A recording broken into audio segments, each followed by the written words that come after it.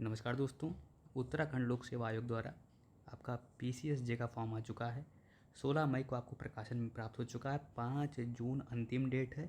इसके साथ ही साथ याद रखिएगा 11 बजे तक आपको फ़ीस की पेमेंट करनी है, रात के 11 बजे तक 5 जून को। और संशोधन जो है आप 11 जून 2025 से लेकर के 21 जून तक कर पाएंगे। सबसे महत्वपूर्ण बात क्या है, अगर आपके फॉर्म में कोई करेक्शन करना है वो तो अलग बात है, लेकिन अगर फॉर्म में कोई त्रुटि हो जा रही है तो उसको कैंसिल करके आप दोबारा फ्रेश फॉर्म भर सकते हैं। इस चीज़ को भी समझिएगा। और यहाँ पर कुछ निर्देश महत्वपूर्ण दिए गए हैं, इसको आप ध्यान से पढ़ लीजिए।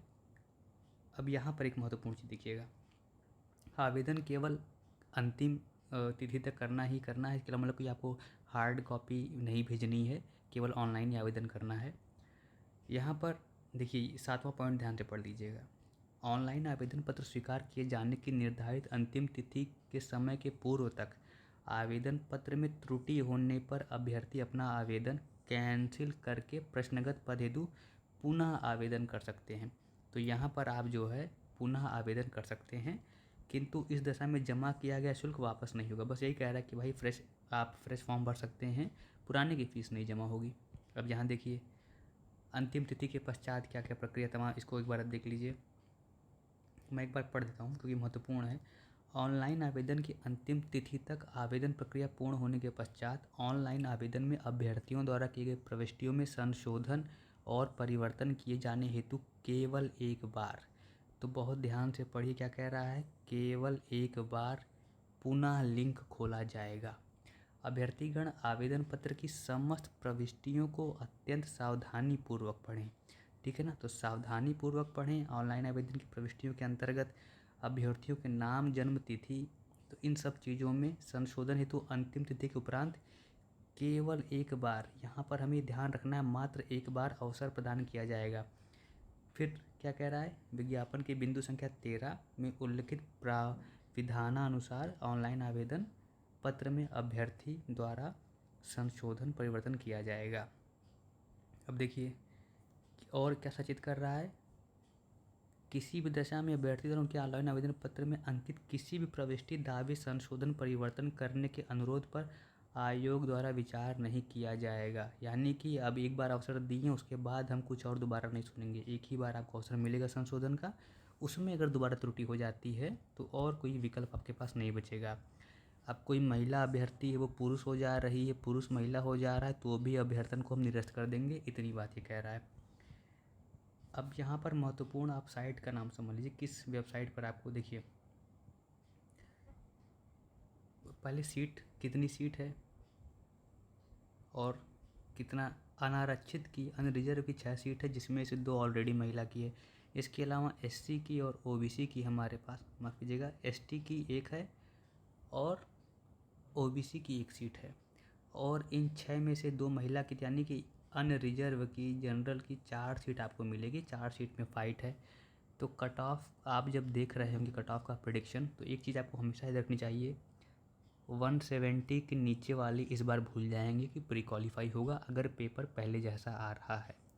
और 0.25 की नेगेटिव मार्किंग भी अगर है, जिसमें GS का पोर्शन भी हमें ध्यान रखना है, तो आप समझ सकते हैं कितना टफ कंपटीशन है। अच्छी बात यह है कि उत्तराखंड का पेपर अगर आपने सिलेबस वाइज पढ़ा है तो आपको कभी अचंभे में नहीं डालता है कि ये कहाँ से क्वेश्चन पूछ दिया, ऐसा कैसे आ गया। प्रीवियस पेपर पे कमांड है, आपने GS को अच्छे से पढ़ा है, तो फिर आपको किसी चीज़ में शंका, डर की ज़रूरत नहीं है कि 4 सीट है कि 1 सीट है। अब देखिए शैक्षिक अर्हता की बात अगर करें तो नियमावली 2006 की जो पहले से चल रही वही है। लॉ की विद्या शपथ राज्यपाल द्वारा विधि स्नातक हो, देवनागरी लिपि का ज्ञान हो और कंप्यूटर संचालन, तो इन दोनों में सभी का ओके रहता है। देवनागरी लिपि में हिंदी का ज्ञान होना चाहिए, तो जो हिंदी बेल्ट के लोग हैं बहुत सहज होते इसमें।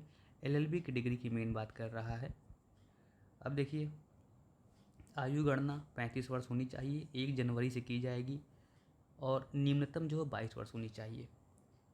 अगर आप SC, ST और OBC वर्ग के हैं तो अभ्यर्थियों को सरकार समय समय पर जैसा अधिसूचित किया जाए अधिकतम आयु में उतनी छूट मिलेगी। आरक्षण की व्यवस्था के बारे में यहाँ पर दिया हुआ है। अब इसके बाद हमें मेन जो देखना था, ऑनलाइन आवेदन। अब देखिए अवलोकन करना है कि जो विज्ञापन है उसके लिए तो आपका PSC.UK है, लेकिन अब एक बार अवलोकन कर लिया तो हमें इस साइट पर जाके फॉर्म भरना है। पीएससी, माफ़ कीजिएगा, इस पर जाके हमें फॉर्म को भर देना है, ठीक है ना। तो psc.uk में हमारा फॉर्म अपने आप भरा जाएगा। psc.uk.net, और ये साइट केवल चेक करने के लिए है। आगे देखिए, अप्लाई, तमाम चीज़ें अप्लाई करने की क्या प्रक्रिया होगी, इसको आप पढ़ के फॉर्म भर दीजिए और अंतिम समय का इंतज़ार मत कीजिए, ऐसा इस विज्ञापन में भी बताया गया है। इसके अलावा मैंने प्रीवियस पेपर खुद से डाल दिए हैं जो प्री में पूछे गए हैं, उसका मैं अभी जल्दी प्लेलिस्ट बना दूंगा, उसको एक बार आप जरूर विजिट कर लीजिएगा। प्रश्न भी आपको समझ में आ जाएंगे और उसको मैंने विकल्प सहित बाकी उत्तर को काफ़ी विश्लेषणात्मक दृष्टि से भी बताया है, उसे आप ज़रूर देख लीजिएगा। धन्यवाद, शुभकामनाएं, आप मेहनत करें और सफल हों। फीस को देख लीजिए, यहाँ पर अन्य रिजर्व के लिए इन दोनों को ऐड करके जो आ रहा है 166 पैसे है। EWS और OBC के लिए भी यही है। SC ST के लिए फ़ीस 76 रुपये हो जा रही है और दिव्यांग के लिए 16 रुपये 36 पैसे ही है। इनसे केवल प्रोसेसिंग फ़ीस ली जा रही है, एप्लीकेशन फ़ीस नहीं ली जा रही है। महत्वपूर्ण निर्देशों को भी देख लीजिएगा। साक्षात्कार परीक्षा से पहले सभी जो है जमा रहनी चाहिए प्रमाण पत्र, ये सब चीज़ें हैं। पेंसिल से उत्तर का मूल्यांकन नहीं होगा। मिश्रित भाषा का प्रयोग करने पर प्रति कटौती की जाएगी। प्रश्न संख्या ना लिखने पर, प्रश्न गलत या अथवा गलत संख्या लिखने पर 1 अंक, प्रश्न पर खंड संख्या ना लिखने पर, गलत खंड संख्या लिखने पर, तमाम चीज़ें इनका पढ़ना पड़ेगा हमें, ठीक है ना। अब किस तरह से क्या त्रुटि, कैसी कटौती की जाएगी, इन सब चीज़ों की बात है। हमें पूरे तरीके से इसको पढ़ लेना है। फिलहाल आप फॉर्म को भर दीजिए और कोई त्रुटि मत करिएगा, सावधानी से विज्ञप्ति पढ़ लीजिए, क्या क्या योग्यताएं हैं, कैसे है। न्यूनतम आर अंक की क्या प्रावधान है देख लीजिए। न्यायिक सेवा नियमावली के अनुसार लिखित परीक्षा में 50% उससे अधिक अंक या तत्समान श्रेणी यदि कोई हो प्राप्त करने वाले अभ्यर्थी मौखिक परीक्षा के लिए पात्र होंगे, परंतु यह कि लिखित परीक्षा में 40% या उससे अधिक तत्समान श्रेणी यदि कोई हो प्राप्त करने वाले SC ST और OBC मौखिक परीक्षा के लिए माने जाएंगे। यानी UR के लिए 50%, SC ST OBC के लिए ये 40% की सीमा रखी गई है। कंप्यूटर संचालन में आपको 40% अंक पाना ही पाना है, तभी आपकी मुख्य परीक्षा की उत्तर पुस्तिकाओं का मूल्यांकन होगा। 40 से कम पाएंगे तो आप मुख्य परीक्षा की पुस्तिकाएं आपकी चेक ही नहीं होंगी, तो आप बाहर हो जाएंगे फाइट से वैसे ही। तो कंप्यूटर को भी हमें ध्यान में रखना है। चलिए, धन्यवाद, शुभकामनाएं, पढ़िए और फॉर्म भर दीजिए।